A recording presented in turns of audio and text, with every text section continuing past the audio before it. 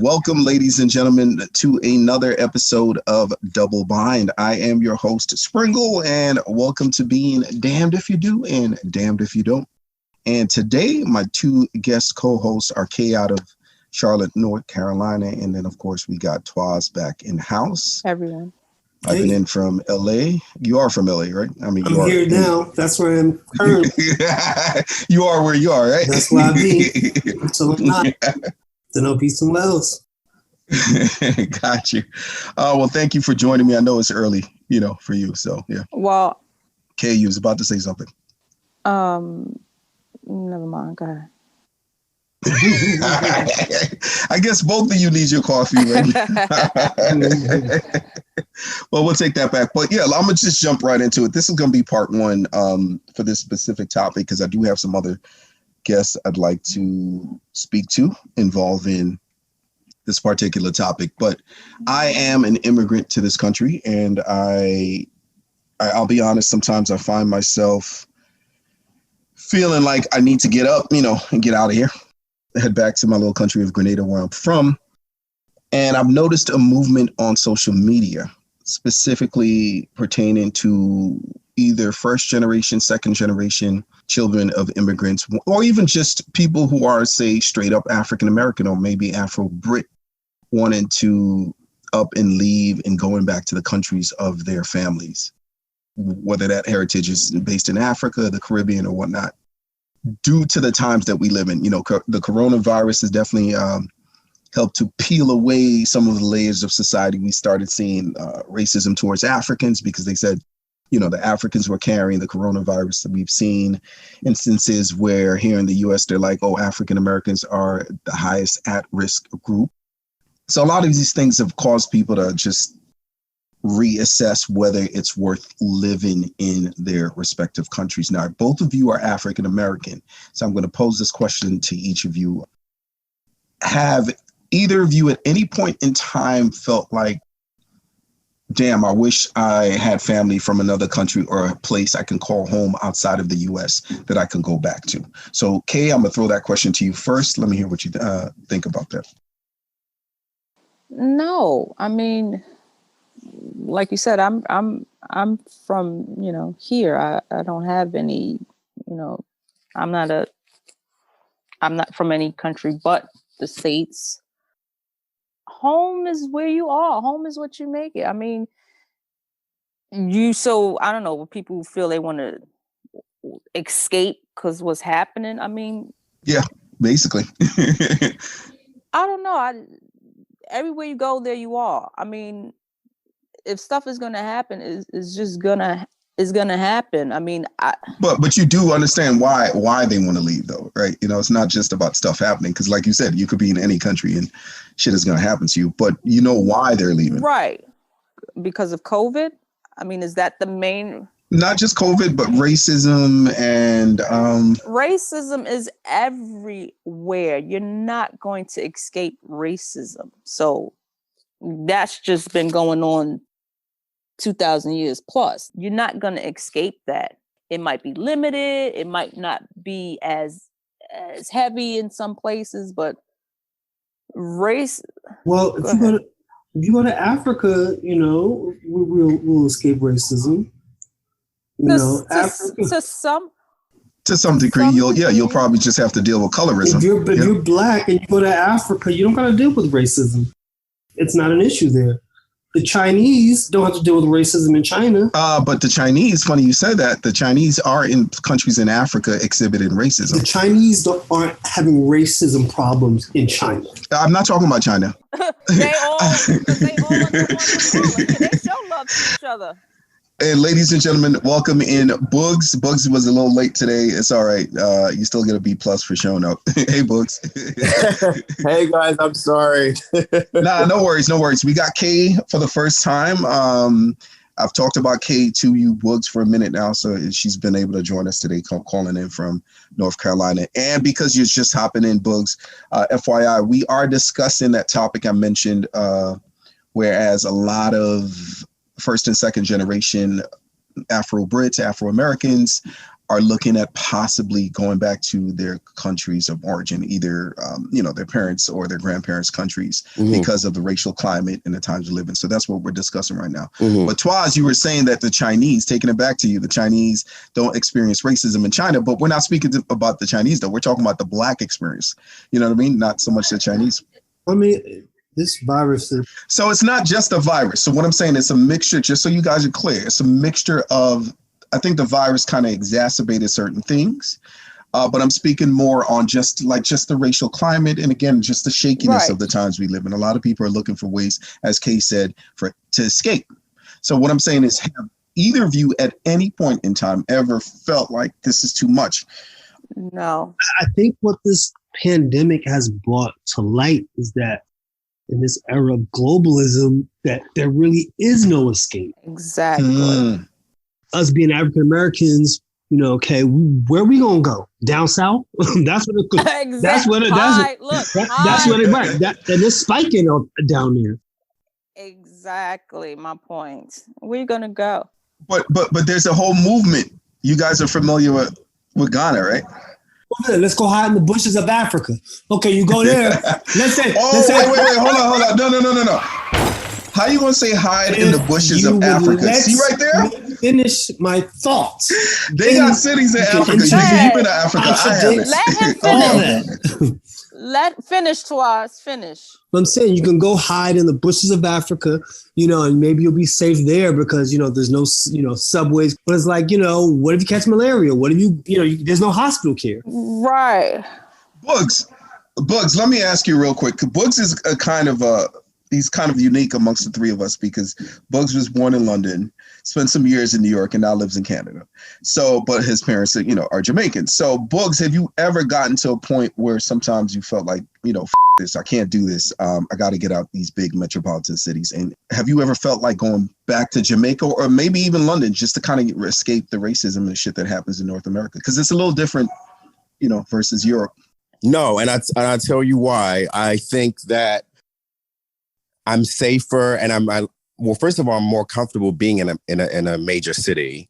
I don't see how going back to where I once lived would make more sense. I know we left. One of the reasons why my father wanted to leave England was to escape, racism that he was experiencing in his place of work. Now, my father was a carpenter. And he worked with a lot of white men, and he would experience a lot of racial slurs on a daily basis. And I know that was a large force as to why we did move to Canada.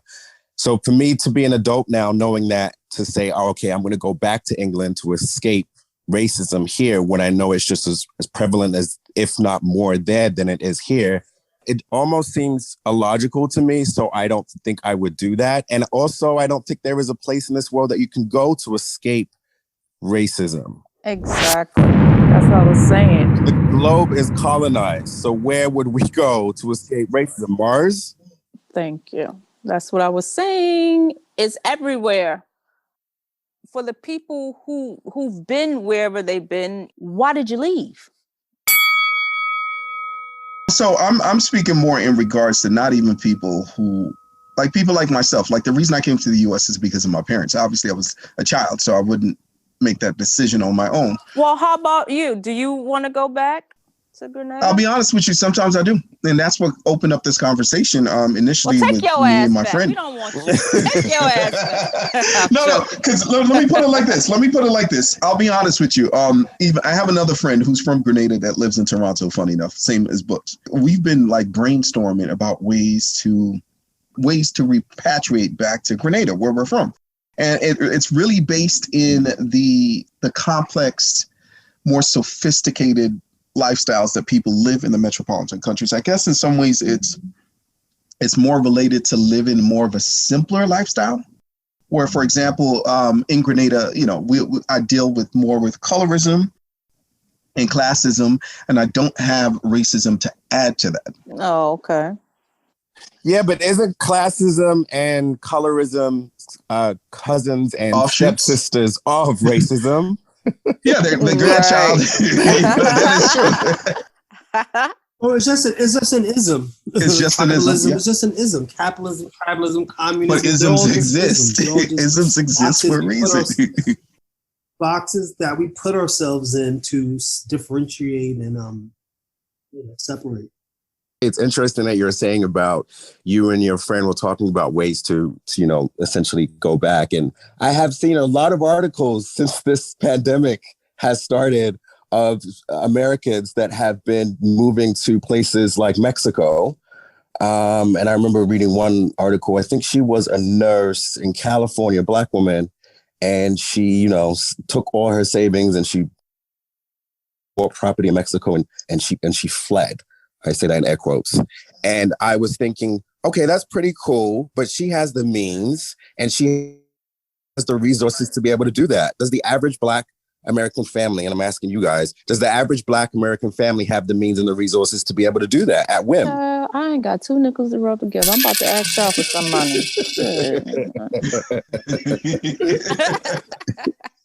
And that would be the point, right? She would be someone who has the ability to maybe be able to do that. And the average person doesn't want to. Why should they leave? This is their home, and are staying and dealing with it as it comes.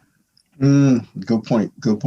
But I'll be honest, going back to Kay's question, there are times when I guess in some ways I'm blessed because I do have a place to go back to if I choose to. I remember when I was driving Lyft for a little bit, I had I think he was Ethiopian kid in my car, and he was just talking. And I remember him saying to me, Black Americans have no culture. Unbelievable. See that? So, that pissed me the off. But then I realized I had to pause because I was like, you know what? I am an immigrant as well. And I remember I had a certain mindset as well until I educated myself to the culture and the history of African Americans here. And I said to him, what makes you think African Americans don't have any culture? He's like, well, all they do is rap and something else he mentioned. I said, but listen, I said, right now, the way you're dressed, the fitted cap that you're wearing, I said, the hip hop that you listen to, I'm sure you listen to hip hop. He's like, yeah. I said, what makes you think that isn't culture? I said, well, what is culture to you? And he's like, well, in Ethiopia, we have a long culture. I said, yeah, because you are from the old world. I said, every country on this side of the Atlantic is the new world. So, and we are all hybridized cultures, a culture that is hybridized. I said, African Americans, out of all the Black people on this planet, they are the most powerful social force because pop culture is based in Black culture. Pop culture is living off of hip hop. Hip hop is Black culture, and globally, what is the most powerful force? You go to Japan, you go to China, you got these people, you can go China. People might hate me for saying that, but I don't know how to speak Chinese, but you hear them rapping in French, you hear them rapping in Mandarin, you hear them rapping in Swahili. That is the influence of African Americans. So I said, yeah, everybody want to be Black, but they don't want to be Black. Right. Period. And I'm like, the only thing that makes something a culture is just a set of practices that have been normalized and continue to be perpetuated over time. Eventually it's considered culture. That's all it is. I'm like, yes, Ethiopia has a long culture because, you guys are there where you've always been. The U.S. is a new country. The U.S. is what 300 years old? He was like, oh. I was like, yeah, you need to go, you need to go educate yourself a little bit. Yeah, because I was pissed. Sometimes when it's so prevalent, when the culture is so prevalent, and like you said, his genes, sometimes it can be invisible to somebody and they don't even realize how much they're sitting in it. You know what I mean? It's like they don't have no culture, but you're wearing Timbs, like you're wearing and don't even realize it. You know what I mean? So there's that element too. Right. Very true. He may be right. First of all, culture to everybody is different.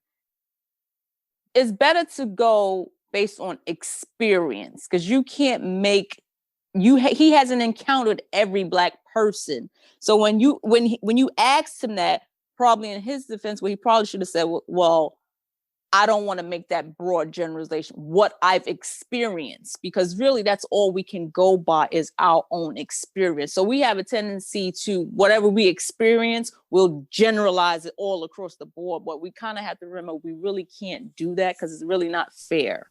Right. So, yeah. he's saying black people don't have culture. That could have been, he might have experienced 5 black people who didn't have culture, but he doesn't know every other black person. Mm-hmm. To piggyback a little bit off what Neil said and to intersect and segue into what you said, Kay, I'm not trying to, play the devil's advocate, but, I'm trying to somehow just give some historical perspective to African Americans. We had to create a new culture, as Neil said. So our culture is new. You know what I mean? Of course, there's lineages and traces and influences of Africa and where we came from in blood, but we had to recreate a new culture. So part of maybe what I'm not trying to put my mind inside the Ethiopian kid's mind, but it sounds like what he probably means by culture is my grandfather wore this. You know what I mean? Right. We could do fourth grandfather. Right. Fourth grandfather, we ain't going far that back. So, the historicity, is that a word? It is now. That's a big old word. It is now. The historicity of it, you know what I mean, is not as long, as or prevalent, as the lineage isn't maybe as long as, his Egyptian, his Ethiopian grandfather's ancestors' culture. So maybe he's also saying, because it's new, so it doesn't feel like a culture. I think that's what it is. Yeah. I think, people forget how young this country is. Right. And I don't think how much you realize how prevalent, how it's become global culture and how he's sitting in it and not even realizing it. So that's what it is. Kay, you were about to say something. Bugs about to say something. Oh, yeah, Bugs. I'm sorry. Back to you. Yeah, no, I was thinking about a few things as you all were talking, and I'm thinking that what he's been exposed to on his side of the world, America isn't shown to him in a positive light, especially when it comes to black people, right? So what you did, Neil, I understand you're getting mad and, you were pissed, but I'm glad you suppressed that. I'm glad you actually suppressed that because it actually was a teachable moment for him. And if you had, let out your feelings of anger and resentment for the fact that he said that, there would never be the teachable moment for him because he's lived his whole life and he's been painted in a negative picture of what North America looks like, what happens to black people, how we're all victims to. And he would have proved him right, boy. And you would have proved him right. That negative of picture, if he's over here, whatever picture got painted ain't that bad if he over here and taking cabs. No, I meant a negative picture for black people. So for him coming to visit, or is he? I don't know if he's visiting. No, he lives here, and he's only been here 3 years. Okay, so he's been there 3 years, but in his mind, maybe he's thinking the black people that are already there, based on what he's exposed to, are not well educated or are dumb. And FYI, let me add this: I dropped him off in the hood. So yeah. You know what? No. Now we're reaching because he could have a date over there. He could have a baby mother. Like, come on, like really? Get the out of here. So we're saying he lives in the hood. He's a student and the college is right next to the hood. So I dropped him off where he was staying. And so in my head, he's probably seen the more negative aspects of. Trust me, he like it. He like what he trust me. Exactly. I think they get dignified when it's convenient and shit, but they like it. Everybody want to be black, but they don't want to be black. Trust me. They want to be They black. want to be black. They just don't want to be the culture. You got these other cultures. Now even the commercials is saying shit. I'm like, really? Slang. They get in front of their parents is a whole different ball game. Mm-hmm. Mom, can you, Mom? Are we having Brussels sprout? when she with a girlfriend trying to assimilate, it's like, what y'all want? I'm trying to say everybody want to be black, but they don't want to be black. Kay, thank you for that because it just helped me segue into this topic. We've touched on it before, but just amongst ourselves, but I'm going to just revisit this topic, code switching. So, Kay, you and I, we crack jokes about, changing the way our voice sound. So have any one of you felt like you've needed to code switch at any point in time, or do you kind of carry yourself the same way wherever you go, especially when you're dealing with non-Black people? Bugs first. What you see is what you get. Period. Yeah, Sorry, no. Yeah. Bugs, let me hear what you think. Who that? Bugs, me. I'm that Bugs. Yes, no. Bugs, why you so quiet? Yo, what the fuck? Well, I thought Kay was gonna speak. So I'll answer for. I'll go first. I think for me and Neil, I think we are kind of programmed already, and we are conditioned to code switching. When you say we, who you revert? So when I say we, maybe people with a West Indian background, West Indian parents. So growing up in my house, being Jamaican, we would speak patois. I don't speak patois with everyone. I rarely speak it now unless I'm actually speaking to my family. Neil, yeah. So I'll go into that when I'm speaking to my family and maybe some friends, right? So isn't that like a natural? I'm talking more code switch. I'm not talking about between like culture. Like major nationalistic type based cultures. I'm talking more with. Yeah, I know, but I think the point I'm getting to is that's my first introduction to what code switching is, and then I continue on through my adulthood. But that's the first time. Jamaican patois is almost like a language into itself, so I don't even want to call it code switching. It's almost like speaking another language because not every customer service. Yeah. Good. Right now, how I'm speaking right now is my customer service voice, but I'll say, good afternoon, Neil. Introduce myself, and this is how I talk.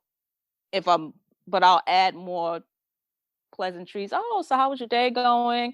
But look, my tone is still the same. Oh, how was your day going? Oh, okay. Well, I'm glad you're interested, like that. Now, if it's time to like, is that code switching? Is that code switching, or is that demonstrating a level of professionalism? My professional voice is right now. So hi Neil, good afternoon Neil, good afternoon to us. How's everything going? Oh, okay, great. Yeah, that's more like professionalism. So I'm talking about imagine being in let me give you a scenario. So Twas had a birthday party. Twas is multi-culti, and this is the truth. Everybody, every group, every race is represented at his birthday party. Would you, because say Twaz's 3 white friends came over and started engaging with you, do you feel like you need to? Oh, absolutely not. Change. No. Why? Because a lot of people do that. A lot of people do that. Well, if the shoe was on, let's invert it. And let's say I was throwing a party for my friends, my Caucasian friends' 30th birthday. Uh-huh. Okay. And Buffy and Tom specifics. I love it. And Chad all came over. And Megan and Zachary and Karen, they all came over. Kidding me? And Neil brought Kay along. And it's a predominantly Caucasian, populated party. Would you? I don't need to alter your vernacular. No, because I can adapt anywhere. So, hi Megan, hi Zachary. Hey, where you from? Oh, I'm from New York. I'm from the Bronx. Oh, what? Okay, you from Connecticut? Oh, what part? I'm not gonna switch it up. Now Neil might be like, damn, I'm hungry. I might be like, damn, word, me too. I'm not gonna go, oh yeah, well I'm famished. No, I'm not. You know what I mean? I'm be like, damn, word, what? All right, Twice. All right, well, all right, Megan, Zach, it was nice meeting you. I'm gonna go in the kitchen because I am hungry. I didn't eat nothing all day. I don't necessarily think code switching is a bad thing. So to me, it's a form of power. It's a form of adaptation. It's a form of simulation. It's people, and I grew up in the hood. It's people I can't take with me to certain places. I can't because they cannot. They're unable. They don't even know what code switching is. They don't know any other way to be, any other way to talk. I believe that we all do. So would that be an embarrassment for you? Probably. I believe in America. I believe in America that we all subliminally have been taught to code switch, and it's not even just we code switch. Sometimes if you talking to your homegirl and you talk to your grandmother, that is code switching. Yeah, you know what I mean. No, that is. It is. When you have to. I mean, no. I'm not saying that it's not. Twas. I'm not disputing you. I'm just saying for me, I don't.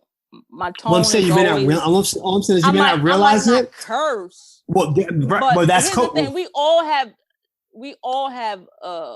What is it? The AD associate disorder with different people, but I don't never. Probably what might switch, I might not curse. Okay, but that's a code switch. That's a code switch. No, Because you're I speaking in wouldn't different. call it Well, a your code. language is a code, and you're using different signs of the language to communicate. And That is true. That is and true. wouldn't this go back to what I was saying initially, Neil, about having parents of West Indian background, and you're growing up in the house and the culture, and you're hearing a different way of speaking a different language, a different dialect. You adapt that at 5 or 6 years old. That's your introduction to code switching. Yep. And that was what it was for me. Yep. I know if you come in for. I know if you have an accent, or a thick accent that's coming from the West Indies, and you're trying to get a job as an executive at Merrill Lynch. You better tighten up that accent or real quick. Speaking of accents, Twaz, are you eating? Yeah, Twaz is being black. I'm being black. Now, if I was on the phone, yeah, he's on the job. He's on the job eating. If I was on the phone, he's on the job if eating. I was on the phone, now if I was on the phone with Becky and Tom, I'll be like, oh no, I'm not He eating. mumbling. Oh No, no. he coasting. No, he mumbling. See, Kay, this is why you can't take black people Oh, nowhere. I remember one time I was doing a shoot. I almost didn't finish my thought there, but one specific shoot, and I remember they were playing old school lovers rock reggae, and I was like, oh, they know one or two things. And then, so me and one of the crew members got into a conversation. So I'm like, yeah, I noticed you guys playing reggae throughout. Like, are you a fan of reggae? And he's like, yeah. I was like, so I'm mentioning these artists, and dude just starts trying to talk to me, and it's like, yeah, fam, I know, yeah, fam, I know. Well, because he feels he's being tested now, so he wants to pass the test. You asking him questions. So wait, so I remember just being so pissed. was your point about to be? Was the basis of your point about to be? Is that white Caucasian? Is a Caucasian code switching? Was that? Well, yeah, that's what I'm saying. I felt like he was code switching to match me because one, I knew my reggae, two, and I'm black, and then so they automatically think that you're like this is how I should. I mean, do you think they're doing it in a way to connect, or do you think that it's a sense of ignorance in the sense that they think once you're black, you're quote unquote urban? And this is the kind of stuff that this is the only way you know how to communicate. Do you think, are they thinking more like, let me connect with this person, or this is the only way that this person can connect? Does that make sense? I think it lacks. It does make it kind of it does make sense. But I think it from them when they do it, it lacks a level of authenticity. It's appropriation is really what it is. And I'm thinking of my experiences where I've been out, and not even at work, just every day, grocery store, park, lake, beach. And they'll come up to me if I'm with, a group of friends. And if I'm the only black one there, they'll get, hey, what's going on? How are you? And I'll probably get a dap.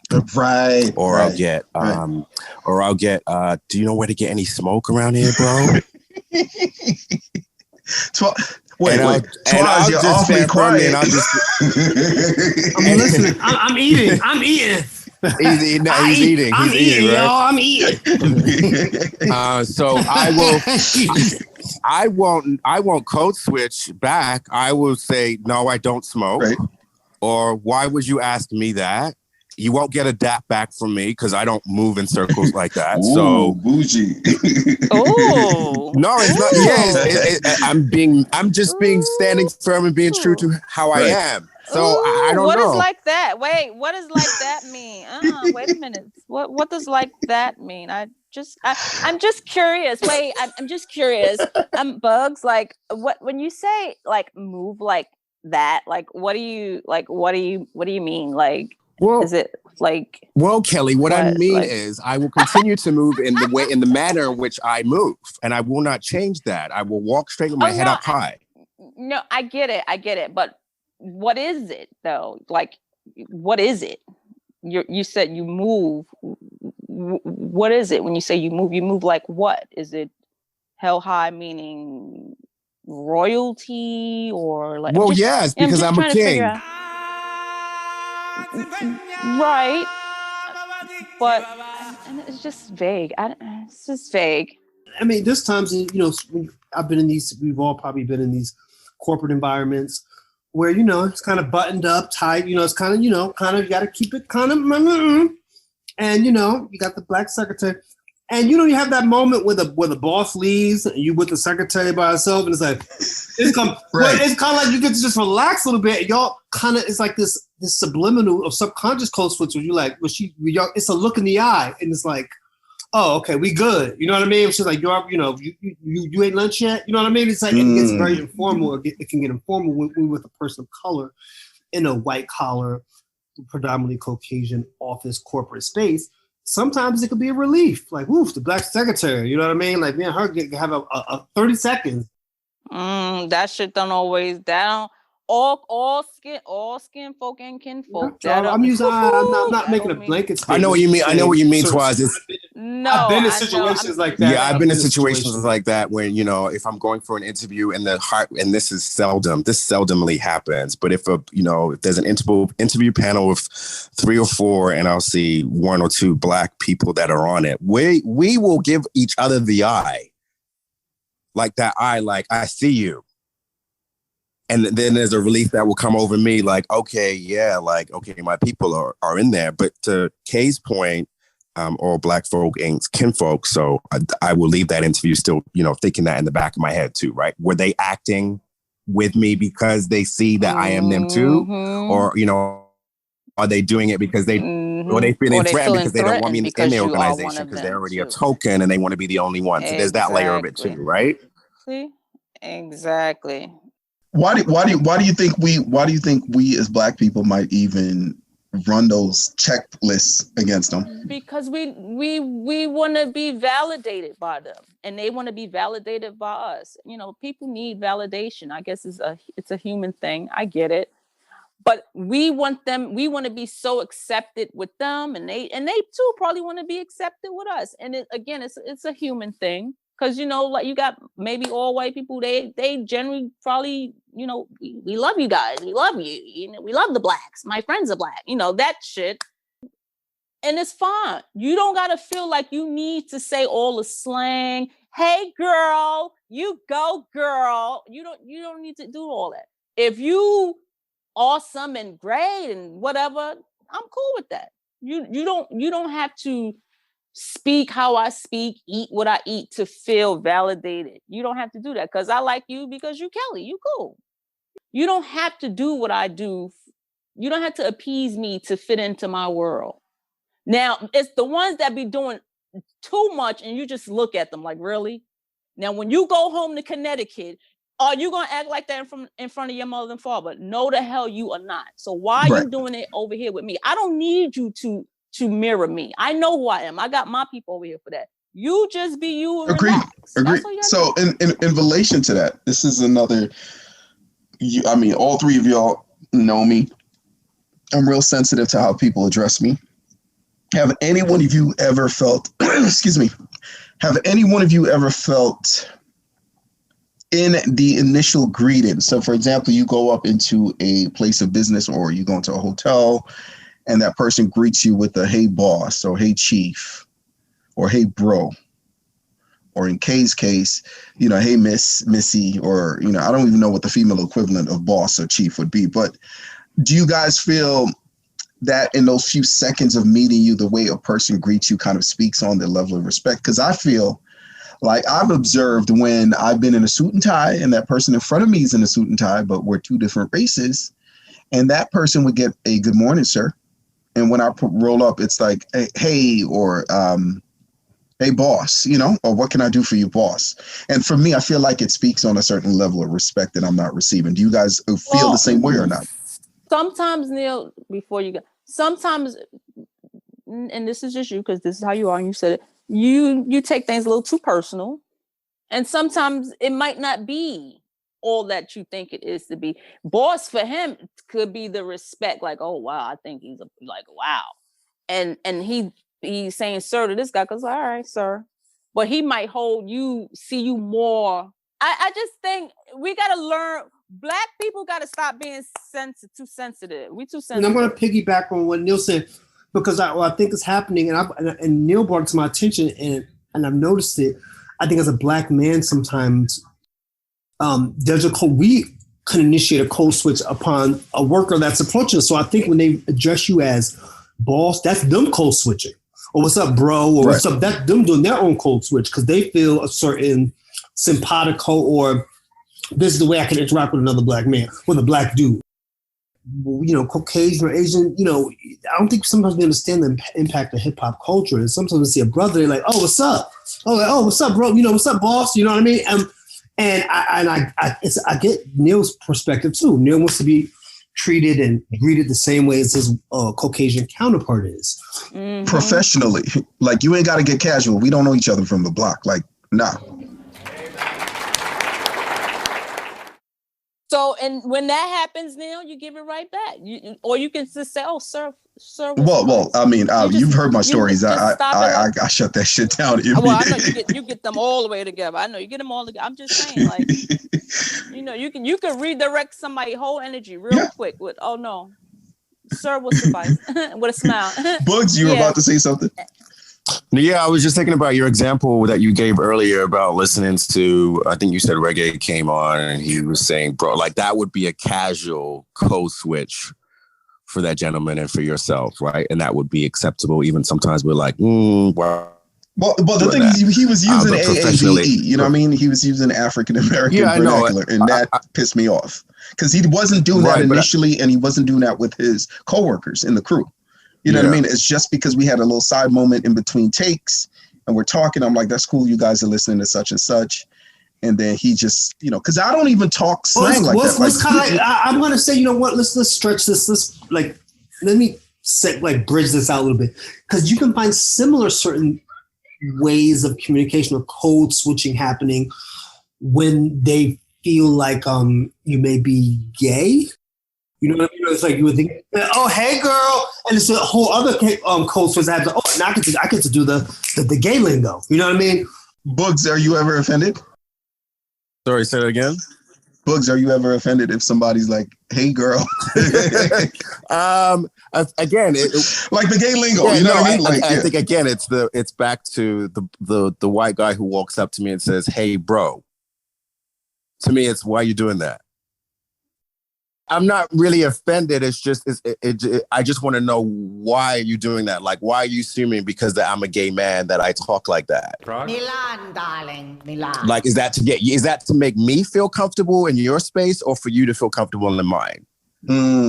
But those are, well, yeah, but I think those are questions that I ask myself. Obviously, I'm not going to ask that person. I kind of feel them out and feel their energy. And sometimes I just go with it for the sake of going with it.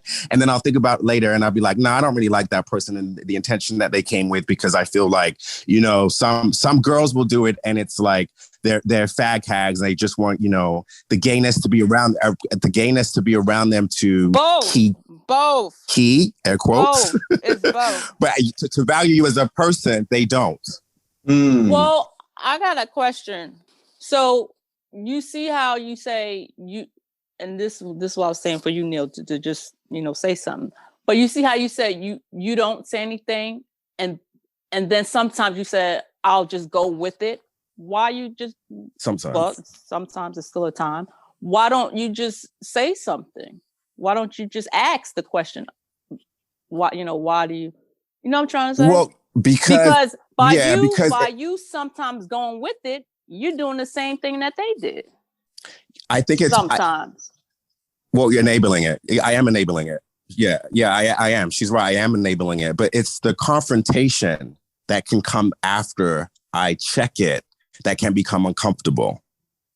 You think? Oh, yeah, absolutely. What I'm saying is I would just ask. Just like, you know. And because here's the thing.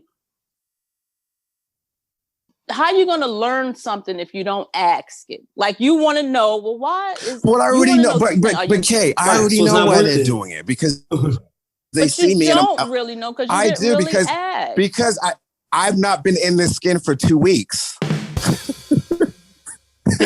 I've been in this skin, in this body for my whole life. I know they're either going to say something, isn't that how all y'all talk? Or I didn't mean anything by it, or girl, relax. It's one of the three. I've heard it millions of times, so I'm not gonna get anything different. And my friends have said to me, like, Nate, you need to relax. Like, Books, you need to relax. Like, you're now you're confronting her, and it's getting a little bit uncomfortable. You can see she's upset, and I'll just kind of scale back, and maybe, like I said, sometimes I'll say, you ain't gotta do all that, boo. Like, I don't, we're not cool like that. My name is Nate, and that's how you can address me. And then sometimes I'll let it fly and say, hey, girl, yeah, what's up? And roll my eyes. Yeah, like, it just depends on the moment. It depends on the moment and what's happening. And how much alcohol do I have in my system at that time, too? That makes a difference. And of course, if you want to check out more episodes, feel free to check us out on Anchor FM, iTunes, YouTube, and various social media platforms. Once again, tune in next week, and we'll see you guys till then. Hope